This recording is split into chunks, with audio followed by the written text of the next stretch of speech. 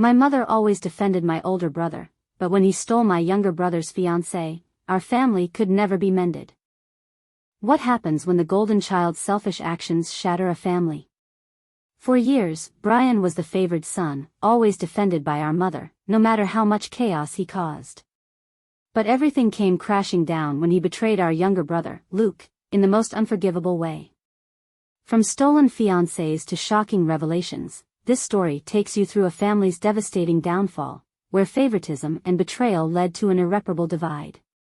How does one sibling's toxic behavior destroy the bonds that were supposed to hold us together? And when the truth about Brian comes to light, the question remains, can this family ever recover, or is walking away the only way to heal? Discover the heartbreaking twists and jaw-dropping secrets in a story where love, loyalty, and betrayal collide. Hi, Reddit. I'm Daniel, 30, the middle child in a family that practically worships my older brother, Brian, 33. Growing up, Brian was the golden child, charming, talented, and somehow always the center of attention. It didn't matter what he did, my mom would twist reality to make him look like the perfect son. My younger brother, Luke, 28, was the mediator, the one trying to keep the peace. And me? I was just there. The middle child in every sense of the word, often overlooked or blamed when things went sideways. Brian's charm was his superpower. He could talk his way out of anything. When he crashed Luke's car at 22 after a drunken night out, my mom's response wasn't anger at Brian but a lecture for Luke. "You shouldn't have let him borrow it," she said, wagging her finger at Luke while Brian sat there, smirking. I remember Luke's face that day, crushed, but not surprised. That's just how it was in our house. Family gatherings were the Brian show. Mom would gush about his job, even though he changed careers every 2 years, his hobbies, which he never stuck with, and his amazing potential. Meanwhile, Luke and I were background noise. If I achieved something, like getting a promotion or completing a challenging project, Mom would nod politely and then pivot back to Brian. "That's nice, Daniel, but did you hear about Brian's new business idea?" she'd say, eyes glowing. It didn't matter that his ideas rarely materialized. Luke, bless him, always tried to smooth things over. "It's just how Mom is," he'd tell me after another family dinner where we were invisible. "Don't take it personally." But how could I not? Every time Brian got away with something, or worse, was celebrated for mediocrity, it chipped away at me. One incident stands out. When I was 16, I saved up for months to buy a guitar. Music was my escape, the one thing that made me feel like I had something for myself. Brian, of course, decided he needed to borrow it for a party. When I got it back, the strings were broken, the body scratched, and it reeked of beer. I was furious, but when I confronted him, Mom shut me down. "Brian didn't mean to ruin it," she said. "You can always get another one." That guitar represented my hard work, my independence, and Brian had trashed it without a second thought. Yet somehow, I was the one made to feel unreasonable for being upset. Luke wasn't spared either. He worked tirelessly to save for college, juggling 2 part-time jobs while taking advanced courses in high school. Brian, on the other hand, flunked out of his first semester but somehow convinced Mom to dip into Luke's college fund to pay off his debts. "Brian will pay it back," she assured Luke. Spoiler, he didn't. Luke never said a word, but I could see the quiet resignation in his eyes. It was as if he had already accepted his role in the family hierarchy. Brian was king, and we were just his subjects. The dynamic didn't stop as we got older. Brian's charm got him jobs he wasn't qualified for and girlfriends who ignored the red flags. Meanwhile, Luke and I were grinding. I worked my way up in IT, and Luke became a teacher, pouring his heart into his students. But in Mom's eyes, our accomplishments were footnotes to Brian's grand saga. By the time I hit 30, I had learned to keep my distance. Family dinners were rare for me because I couldn't stomach sitting through another night of Mom praising Brian for something ridiculous, like baking a loaf of bread, while ignoring Luke's recent award for Teacher of the Year. Luke, ever the diplomat, still attended every event, probably hoping to bridge the gap that had widened over the years. But even his patience was wearing thin. Looking back, I can see how our roles were carved out early on.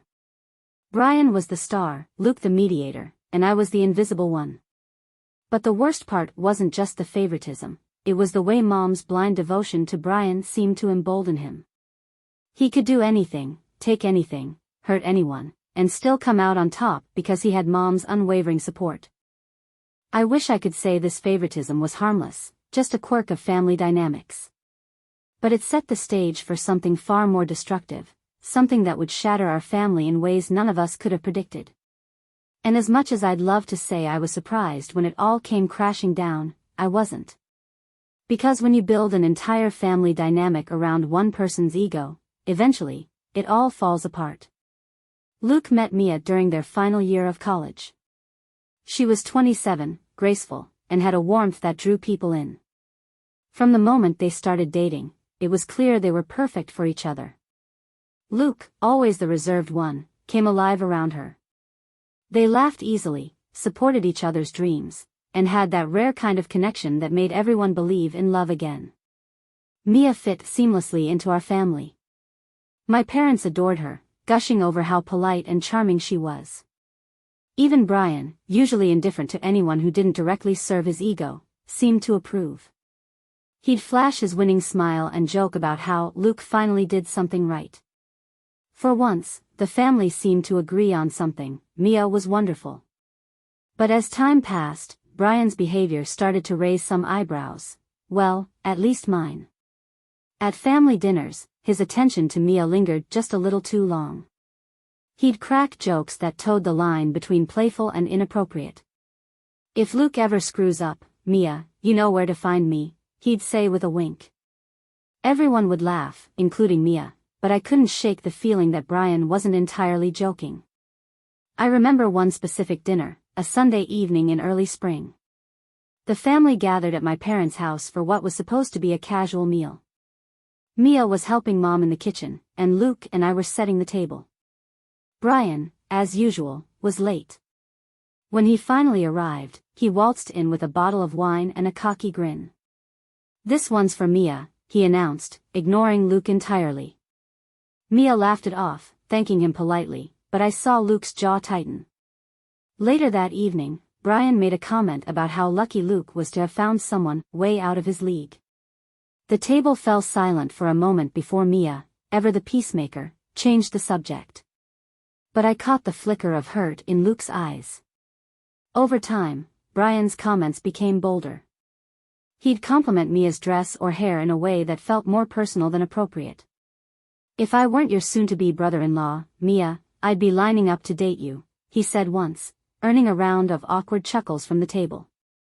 I glanced at Luke, who stared at his plate, clearly uncomfortable but too non-confrontational to call Brian out. Mia, for her part, seemed oblivious, or perhaps she just didn't want to cause trouble. She continued to treat Brian like a brother, laughing at his jokes and politely brushing off his advances. But I could see the cracks forming.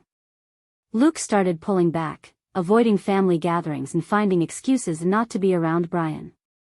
When I asked him about it, he shrugged and said, "It's just easier this way." The tension came to a head one night at a family barbecue. It was the middle of summer, and we were all outside, enjoying the warm evening.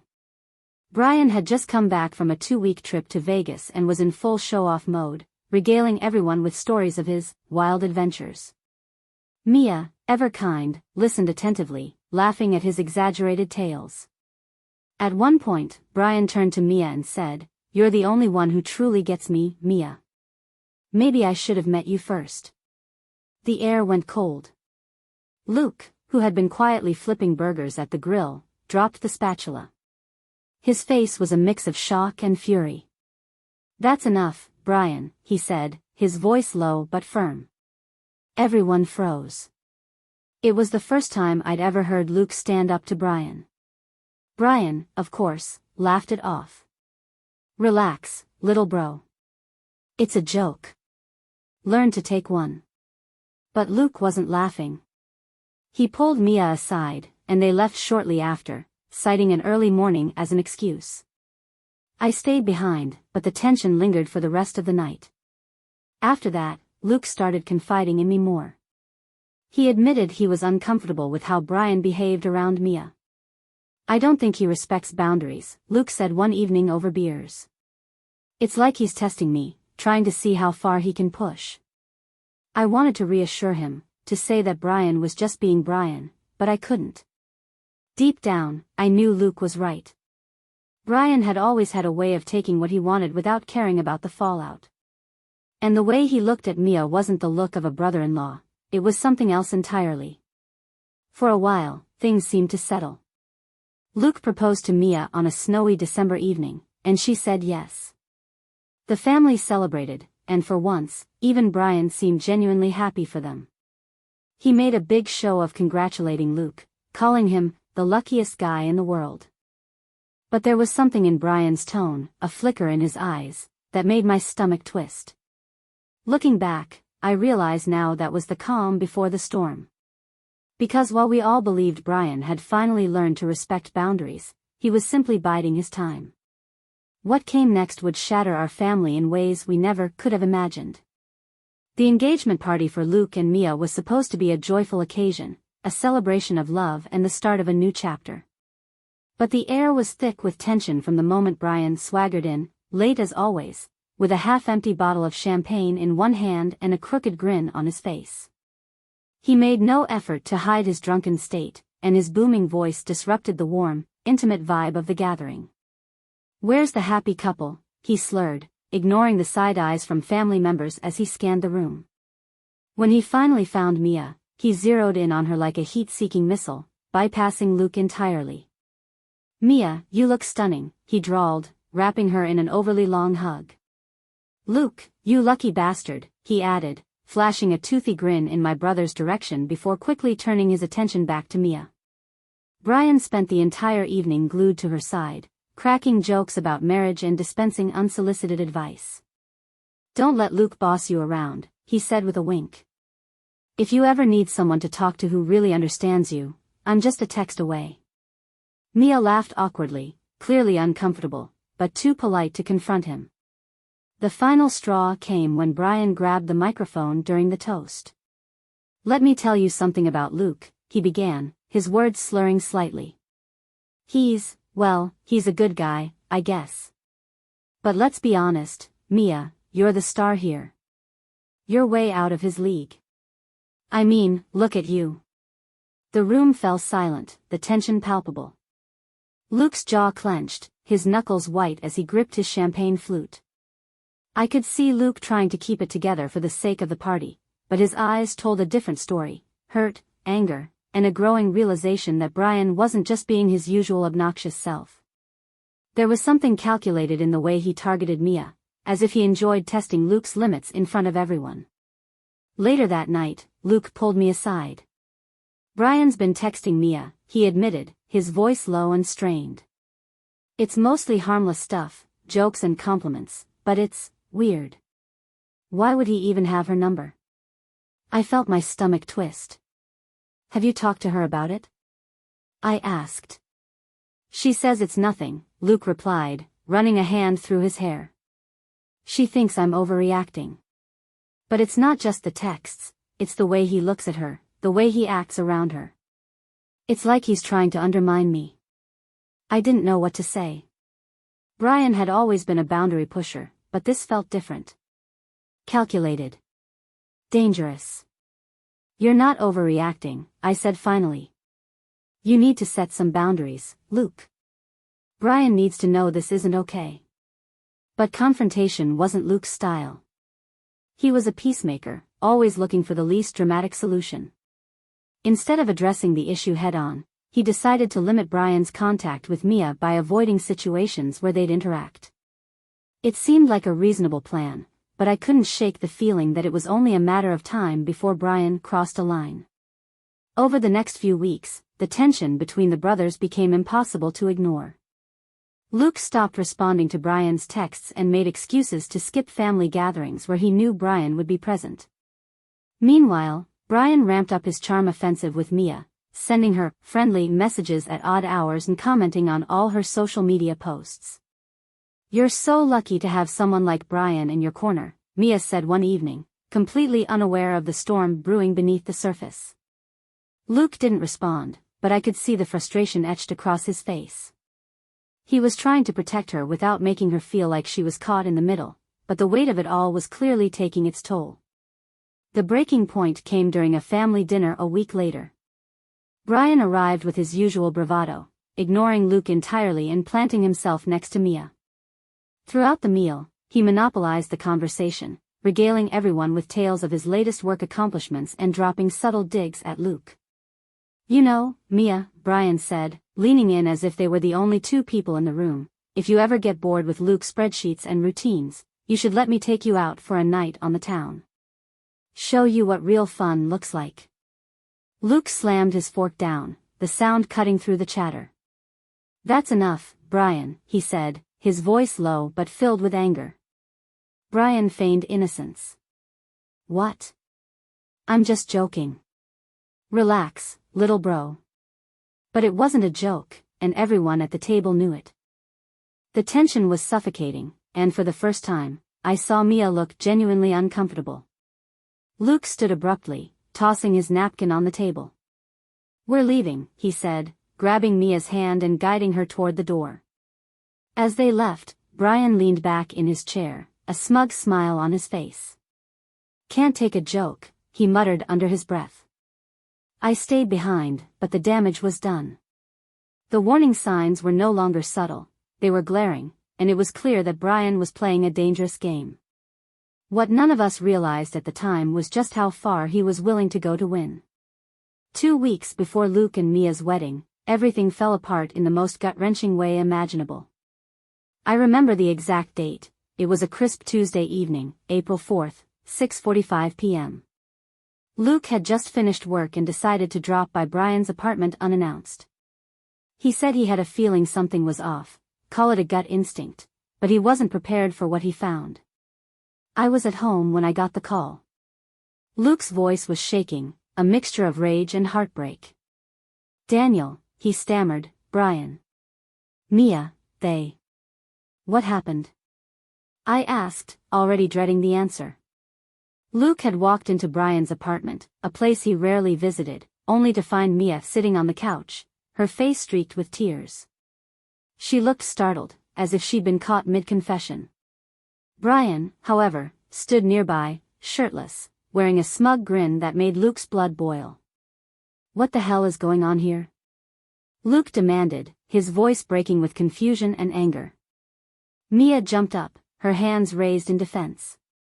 "It's not what it looks like," she pleaded, her voice trembling.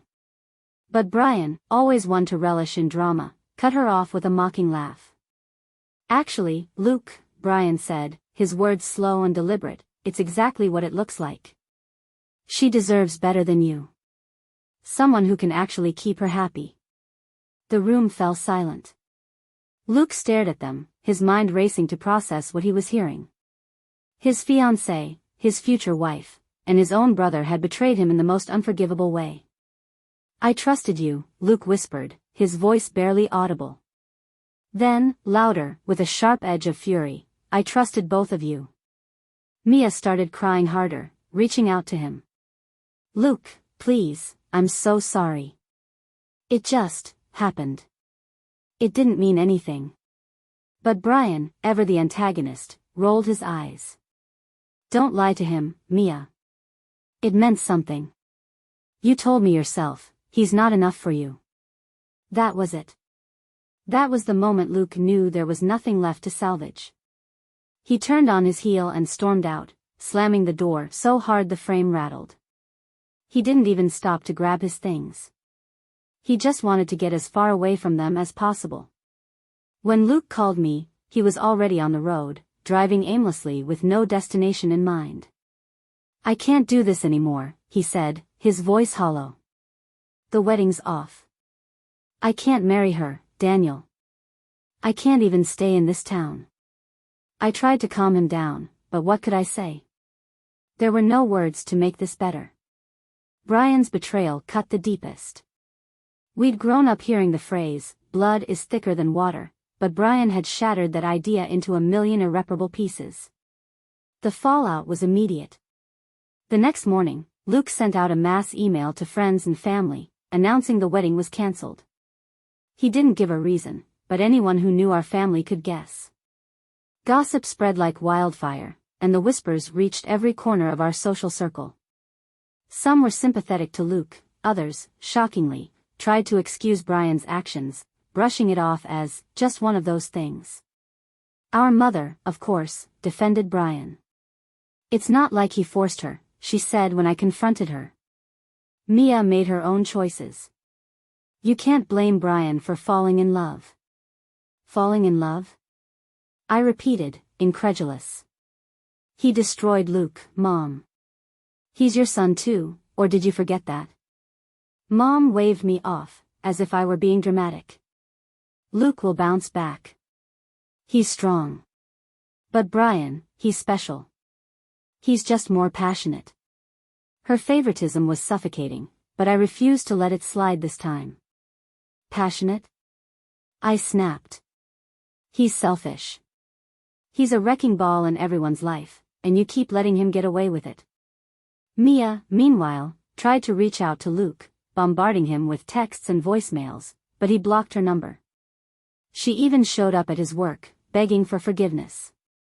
It was too late. She had made her choice, and Luke wanted nothing to do with her.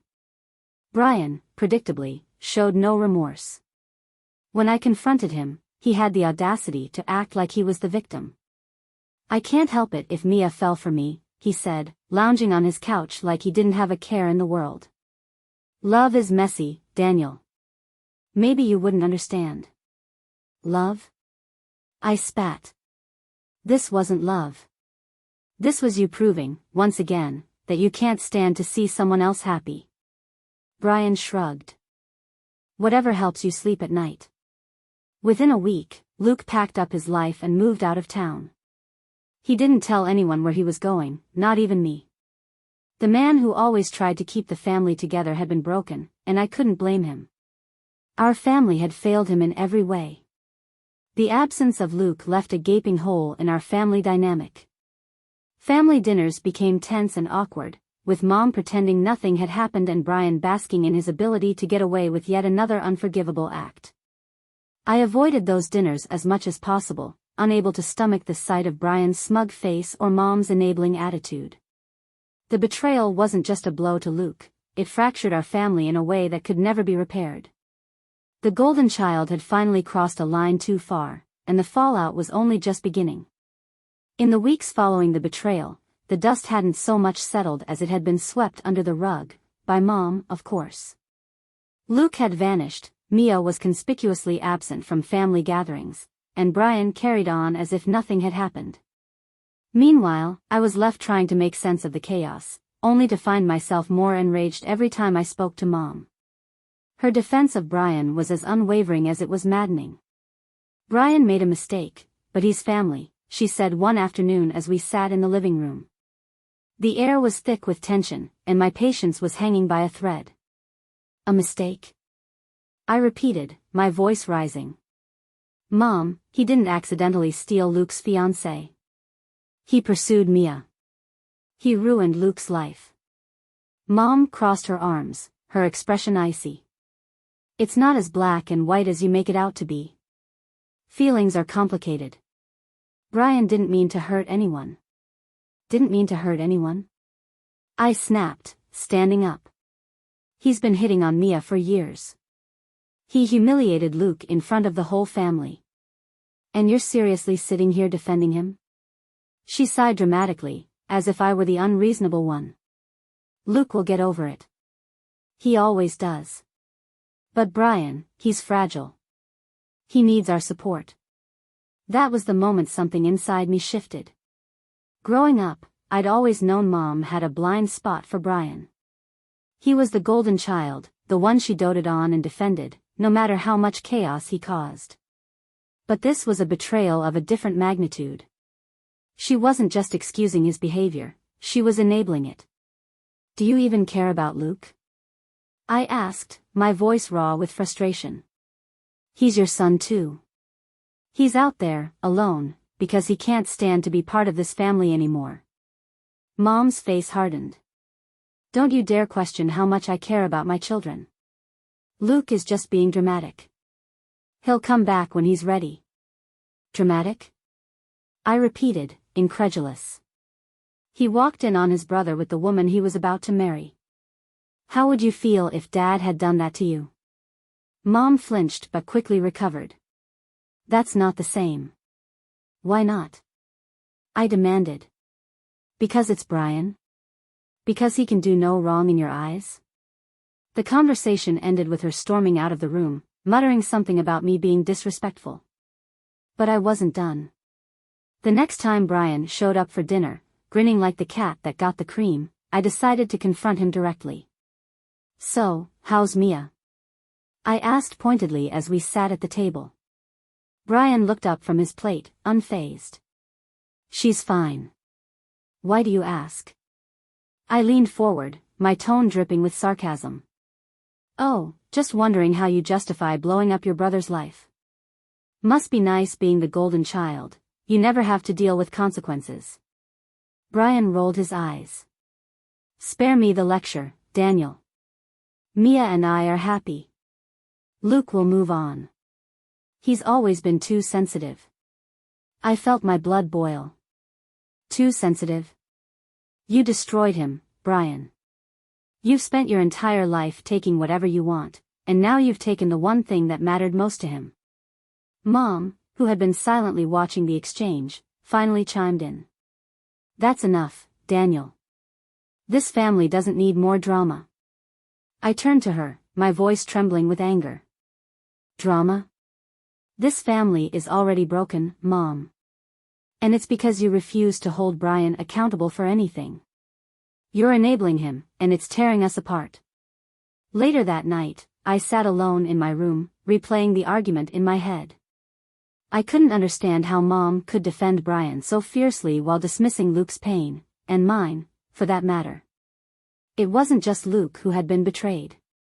Brian's actions, and Mom's complicity, had shattered whatever fragile bond we had left as a family. I thought about calling Luke, but I didn't want to disturb him. He'd made it clear that he needed space, and I respected that. Still, the silence in the house felt suffocating. I wondered if things would ever go back to normal, or if this was the new normal, a family divided, with Brian smugly sitting on his pedestal while the rest of us dealt with the fallout. The next morning, I overheard Mom on the phone, talking to one of her friends. Daniel's being dramatic, just like Luke, she said, her tone dismissive. He doesn't understand that family comes first. I clenched my fists, resisting the urge to barge into the room and argue with her all over again.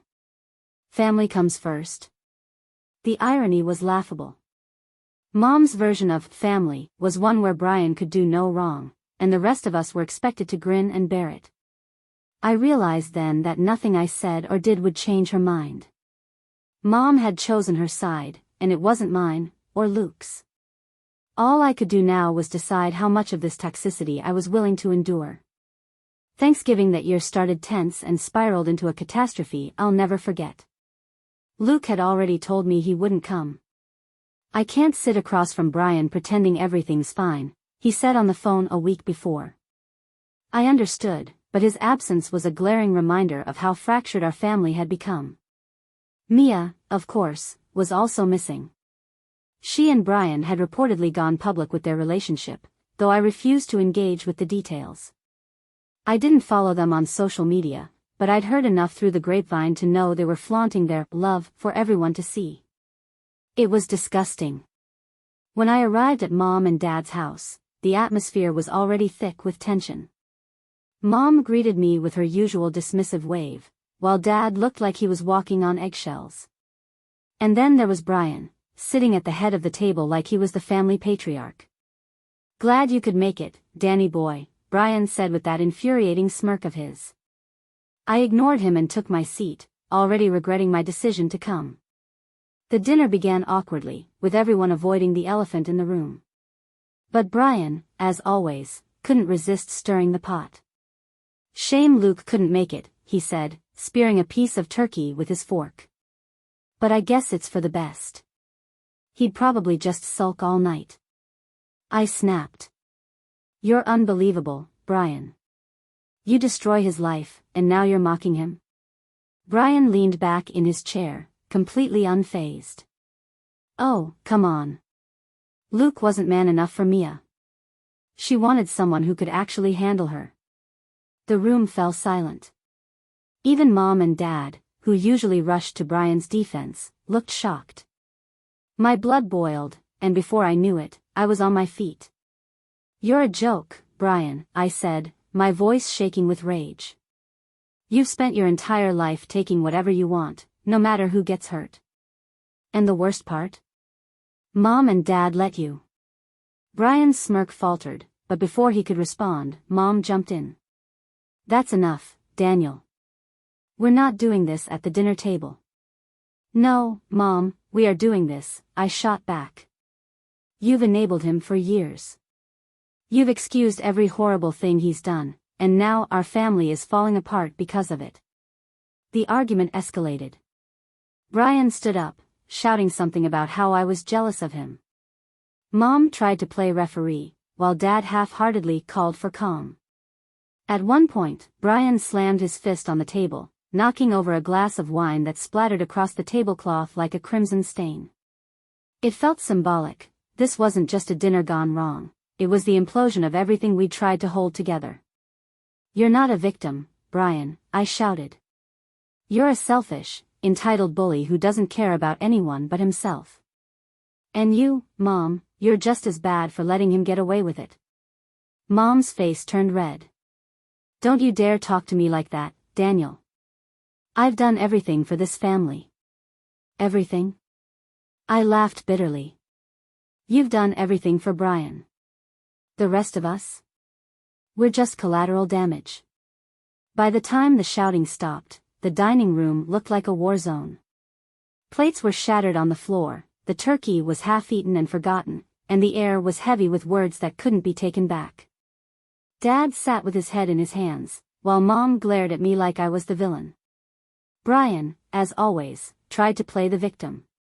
You're just jealous, he said, brushing past me on his way out. Face it, Daniel, you've always been second best.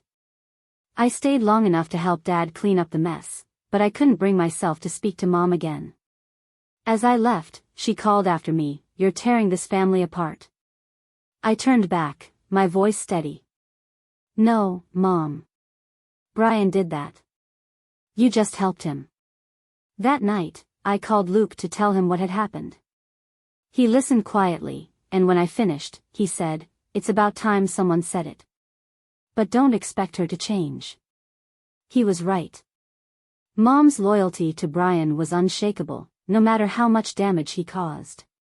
Thanksgiving had exposed the cracks in our family, but it also made one thing clear: the golden child wasn't untouchable anymore. For the first time, I felt like I'd stood up for Luke, and for myself. But as I lay awake that night, staring at the ceiling, I couldn't shake the feeling that our family would never recover from this. Months after the Thanksgiving disaster, Brian announced that he and Mia were expecting a baby.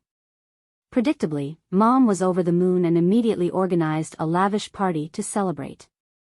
She didn't care, or maybe didn't want to acknowledge, how much this would hurt Luke. I knew better than to attend.